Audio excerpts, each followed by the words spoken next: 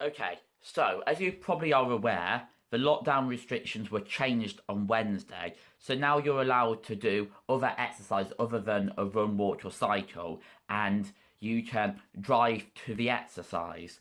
So we thought it would be a good opportunity to go canoeing because we've had a canoe for a while and we don't use it very often.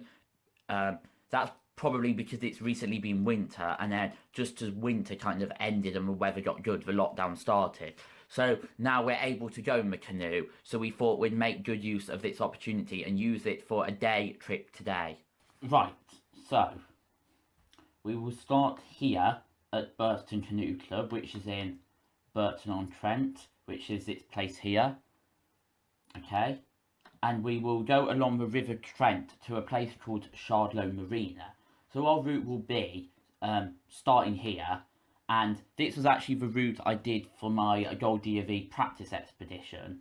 So what we did was we went down here and then back up, because I don't think you can get through here, because as you can see it's quite narrow here on both sides. So we'll go down here. There's a little drop here, not like a big one, just like a little slope, and then round here and then up the River Trent. Okay, and this will be me and Andrew in the canoe, and then at the halfway point, which is here in Twyford, we will swap over and my parents will go in the canoe for the second half. So this here is the halfway point. As you can see, there's great access to the river from this road.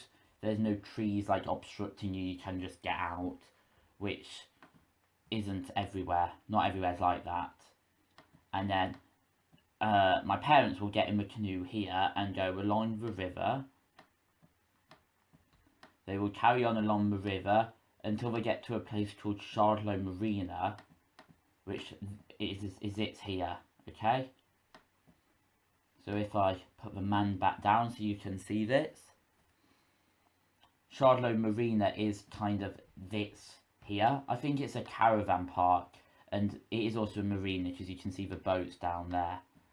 So we may stand on this bridge here so we can make them aware that the turning into the marina is just through here.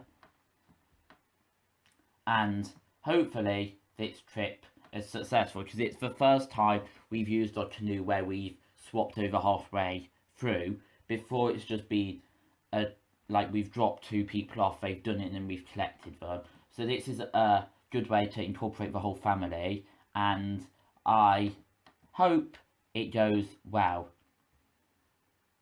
There is something else I want to show you as well, if I can get there. So I'm just going to show you the distance that it would take to do this route in a car, because I find that's a good way to get a perspective of how far you've actually gone. So Shardlow Marina. So it is 25 minutes by car.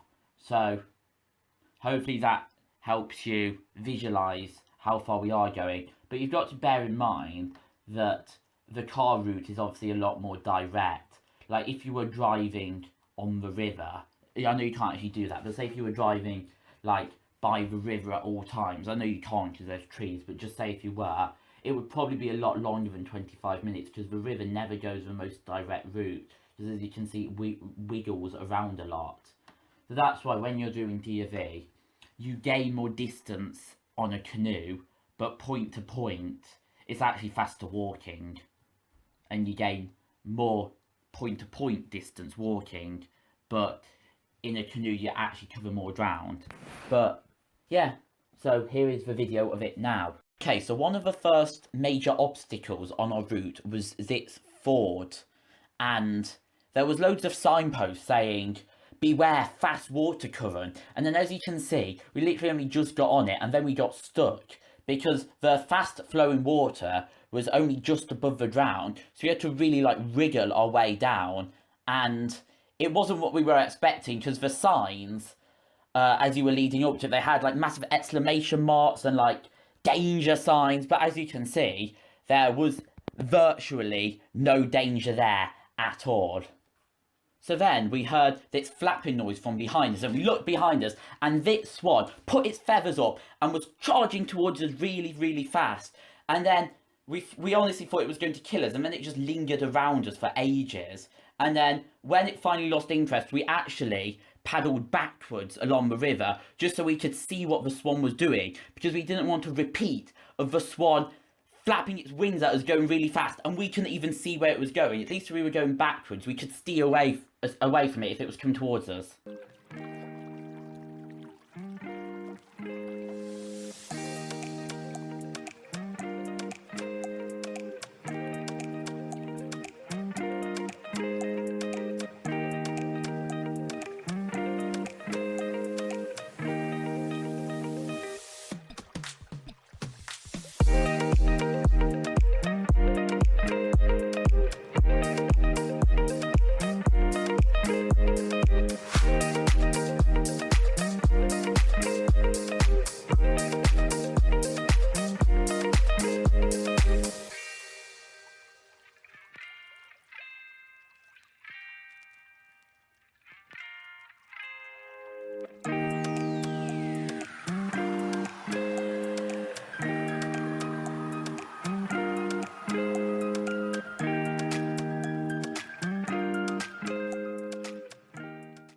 Okay, so then we saw another swan, and we thought we'd have a little break because we were getting tired anyway, and let the swan go down the river away from us. So we had a little break, and then we got back in our canoe, hoping not to be interrupted by those pesky swans again.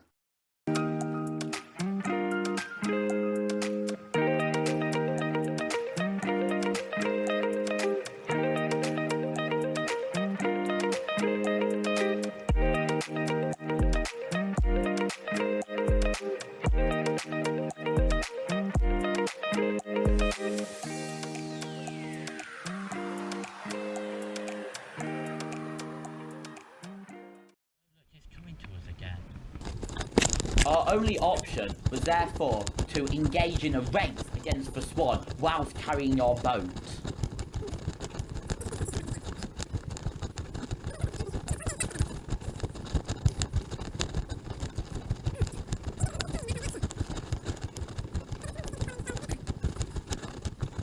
Maybe it will get away from us. Yeah, now it's just got in front of us. What are we going to do? So even the sheep are scared of it. Then the inevitable came, and we did have to pass the swan. And I think this swan was just curious, because it didn't come charging at us. It just loitered around us for a bit. So sorry this video is all about swans, but it's not my fault. They were annoying us and just being a hindrance to everyone, really.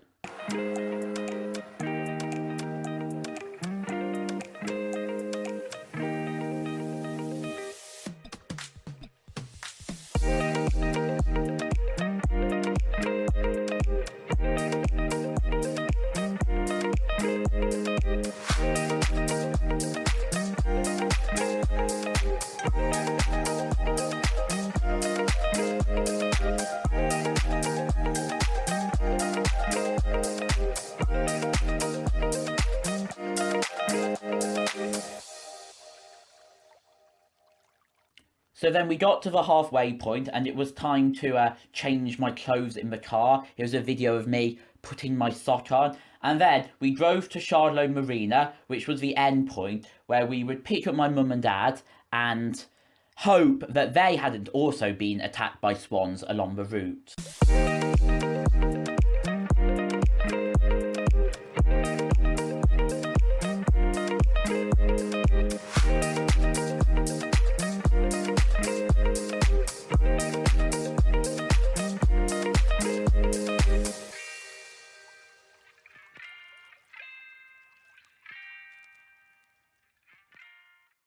This is the entrance to Charlotte Marina, where we have just driven to pick my mum and dad up, and now we are going home. Right, so the last time I made a canoeing video was when I did a 4-day canoe expedition along the River Dordogne in France. So if you want to watch that video, when there was free movement of people and we can travel anywhere, then go and watch the link in the description.